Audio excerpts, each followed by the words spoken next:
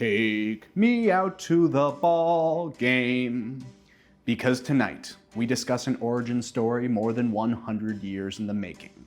The Upper Deck Ken Griffey Jr. rookie card. The year is 1869. America's economy is glowing up in the Gilded Age. War and Peace is the blockbuster of the summer, and great-great-grandpa Blizzy is investing millions in the Northern Pacific Railroad. Meanwhile, the Peck and Snyder Sporting Goods Company in New York began printing up team baseball cards to use as promotional items for their store, creating the first run of mass-produced trading cards in America. As the popularity of the game grew, so did the cards, as more companies started using them to sell everything from cigarettes to bubblegum. Baseball trading cards now. And then, 1989 happened. It was in that fateful year that the Upper Deck Card Company was born, when Bill Hemrick, with the help of a few major leaguers, obtained a license to produce Major League Baseball cards, enabling the birth of the iconic 1989 Upper Deck Ken Griffey Jr. rookie card, the first card in the company's first ever baseball pack. This was like Steve Jobs introducing the iPhone at Macworld, but even sexier. A foil-wrapped, tamper-evident pack with high-gloss cards on an even higher quality white paper stock, with images on both sides, and a hologram. That's right, a hologram. But what truly made this pack a holy grail was the fresh face on their very first card, Ken Griffey Jr., the sweet swinging rookie on the Seattle Mariners. For more on the kid and the cultural growth of trading cards as a whole, we sat down with a very special guest for the most fire interview. Today we are deep in the bowels of StockX World Headquarters with a very special guest on a very special episode of your Man Crush Monday's favorite show. We're here today with resale and retail royalty, the OG of OCM, the Sultan of Soul Trade, the King of Campless, none other than StockX co-founder, Josh Luber. Thanks for taking the time to talk to us today, Josh. You know, you're a co-founder of a billion-dollar company, you're a trend-setting entrepreneur. It wasn't always this way, though.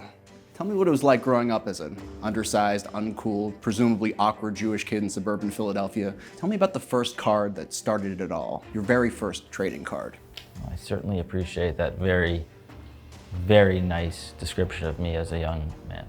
I was at day camp and I didn't collect baseball cards, and I was 5, and my friend Brett Keller told me that I should trade for a 1983 Milt Wilcox, and it sounded awesome, but I didn't know that he was this like slow white pitcher.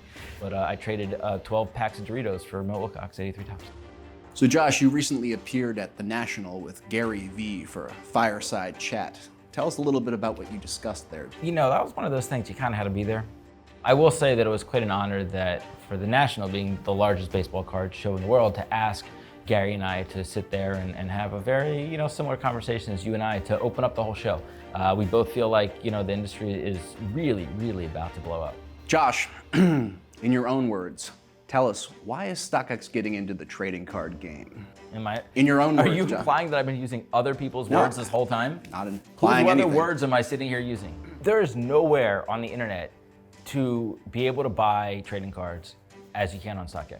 Baseball cards today are what sneakers were 4 years ago. There was no leader, there was no price guide, there was no place to go and have a real marketplace. People were still using eBay closed auctions as the latest price. StockX is an actual stock market for consumer goods, and baseball cards, trading cards are already tradable, investable assets. A Griffey 89 Upper Deck, PSA 10, this is an asset. This is a share of Nike stock.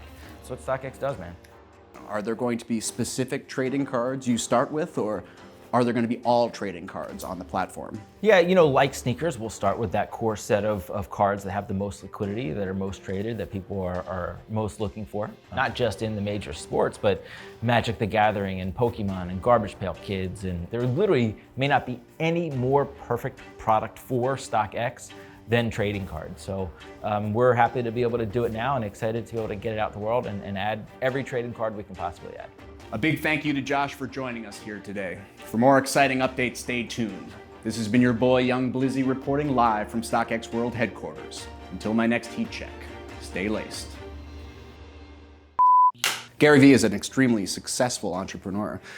I myself am more successful. Is it strange to be here today with someone more successful than the man you were interviewing with? Yeah, success is an interesting word, right? It's really about how you define that. It's really about how you define more famous, more handsome, more famous, more world-renowned, more respected in my field, richer. So, okay, tell me a little bit about StockX. I'm really just still thinking about this more successful thing with Gary Vee. Is a length of tie an objective measure of success? I mean, I think, you've got to be pretty successful to wear a tie this long. Yes, so. Do you know Rusty Kuntz? It's Rusty Kuntz, not despite what other people think. His name is Rusty Kuntz. I don't know who that is. Well, Rusty Kuntz is a guy whose name might be pronounced something differently, but he was a famous baseball player from the mid-'80s. He has a comical name that could be mispronounced in a certain way. He looks like my uncle, basically. Is that what athletes looked like when you were growing up? It is what athletes look like when I grow up, which is really the whole Milt Wilcox issue. Yeah. Everyone at home is not paying attention at this point. They don't know what you're talking about. All this has probably got cut out. This is probably going to get cut out.